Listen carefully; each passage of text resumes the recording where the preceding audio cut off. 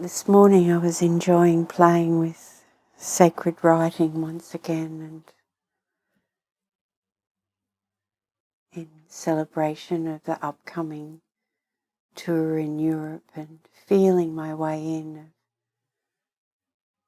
of what will be the play, and to honour that I never have any idea of what's going to unfold within any gathering. And many, many years ago, I did try hard to get a program set and working with others and trying to run groups with others in government departments or communities, and they would, come up with these fantastic plans and, programs for the day, and I'd listen to them, and then they'd just get wind of where I was, and they'd casually look over and go, "You're not going to do any of this, are you?" And it was true, because how can consciousness consciously respond within any given moment? It's a divine orchestration. It's not to be planned by the mind or time. Yet I see the timing of this divine orchestration so precise, so on the mark, so incredibly humbling when I know I've texted suddenly somebody spontaneously and they respond, "Oh, I so needed that." And my heart once again gets filled with joy and honouring the spontaneous conscious streaming that is our birthright for everybody.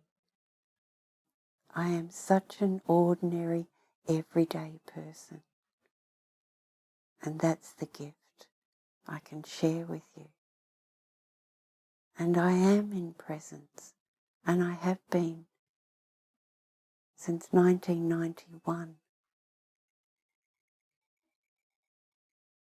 And in that there is a maturing, there is an understanding. And the greatest understanding is that you do not need to follow what has been. Yet we honour what has been. We honour all those that have sat isolated for lifetimes. We honour all those that have meditated and held the continual space of consciousness in the sacred within the collective humanity. Yet we do not need to sit for hours in the cave anymore.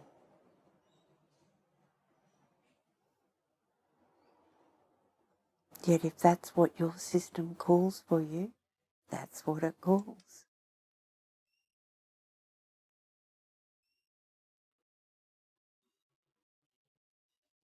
The delight in knowing that you are already that.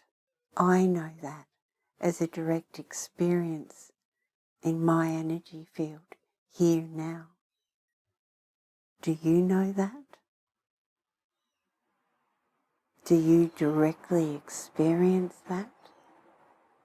And what holds you out of that direct experience is just the fluff. It's other bodies of conscious intelligence that quite haven't landed back into your seat of your sacred heart. So they're playing a little bit separate. They haven't quite come on board. And as you rest in your heart and your awareness with your heart, the other bodies will kick back and demand attention. And as you allow this, not fighting against this, allow this yet not buying into it,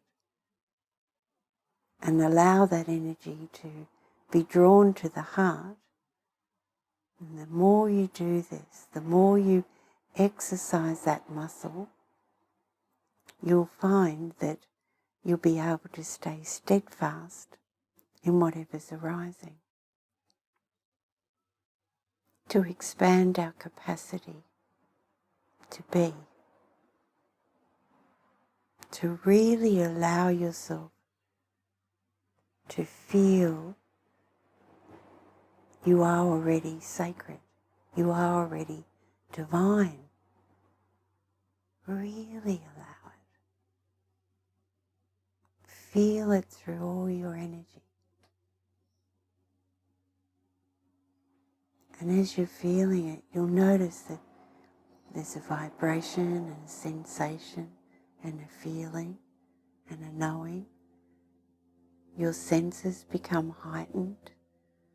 You can hear sounds from afar, yet you're not going to the sounds.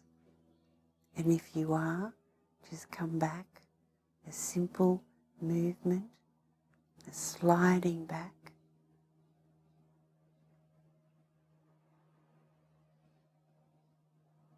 To truly experience life in a sacred manner, in embodiment, in being, we're to live from the energy field of our heart, not the emotional body, not the mind, not the ancestors, not our behavioural patterns, not our cellular memory, from our heart.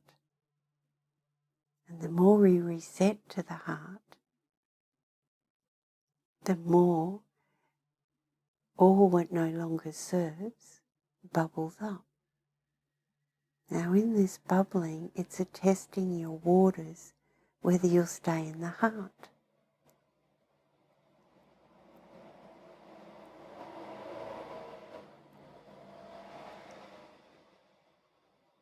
We can assume that the rising and falling of what appears laissez-faire or insignificant thoughts or emotions or pain that come and go, that's our unwinding of the resolve, testing the waters. How are you going to be with this? If we find that we move into it, then in that moment come back. Just rest in the heart. Smell, feel, taste, sliding your way back in to that sweet nectar.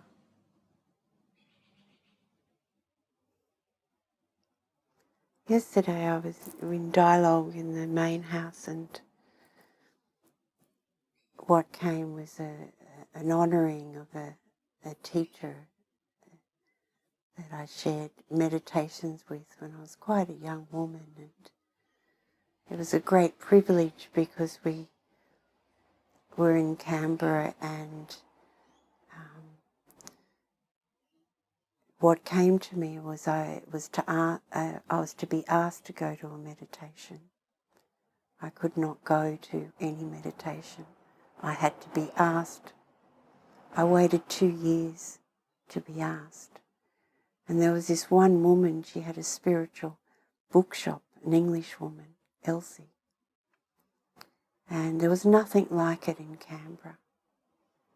This little tiny bookshop, and she did automatic writing, and she was one of those old school mediums. Glorious being, incredible life journey for her. She was such an inspiration, and she held her house open, I think, 5 or 6 days a week, a night, and in the day, these groups. And one of these open nights I went, and just as we were leaving, she casually said, "Oh, I'd like to invite you to this group." And I just burst into tears because I'd been waiting so long, and it was really funny. And they were all older women, and they'd come from all around the planet because this is where the embassies and the consulates are, and it's a very particular group of women having the privilege to sit there. And it's only, I recognise the privilege then because I have a great love for multicultural, different religious structures sitting together in the sacred, resting in the sacred together. And she was very clean and sharp with her teachings, well beyond her time. And one of the comments that she would make, and she would refer to, that thoughts were just the same as speaking. And the invitation is to watch your thoughts and to make sure that your thoughts are graceful, loving. Don't entertain your thoughts of anything other. Yet the mind can carry on nonsense with these nonsense thoughts, like an unruly teenager, or that's even unfair to say that because teenagers are so sweet. They're only unruly when there's a communication gap that we're all responsible for as a society, as a family. So to watch your thoughts. Don't entertain yourself in any negative thoughts. And at times you get activated and thoughts run wild. At the least, allow them to be graceful, loving.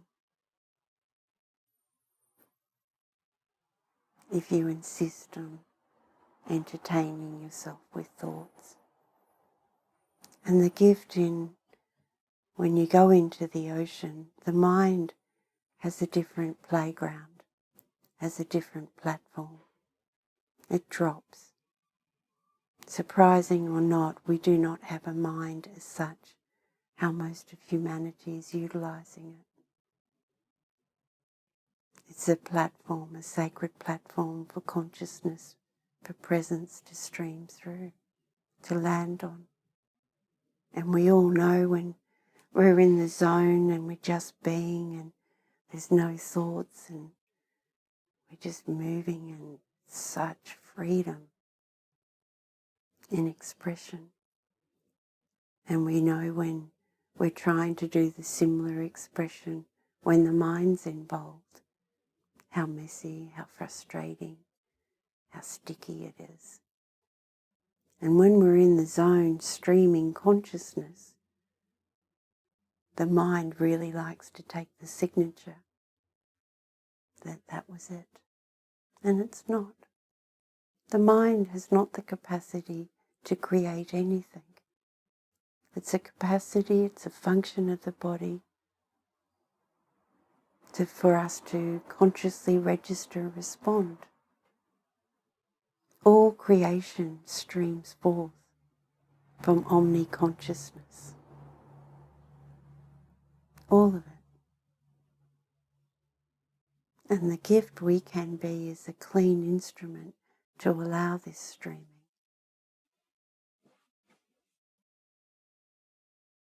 And when we do stream, what happens is there's a bubbling up of our energy field that's not of the same vibration, and this can wrap around the streaming, taint it, and discolour it, discolour the energy. And our opportunity is to use our innate functioning to remain in awareness, to remain in the heart, streaming simultaneously, allowing whatever to bubble up and resolve. Up and out, transcend, without getting involved in it. That's our every breath opportunity. It's not just when we're sitting hearing sacred dialogue. This is in play all the time. All the time. Are you willing to play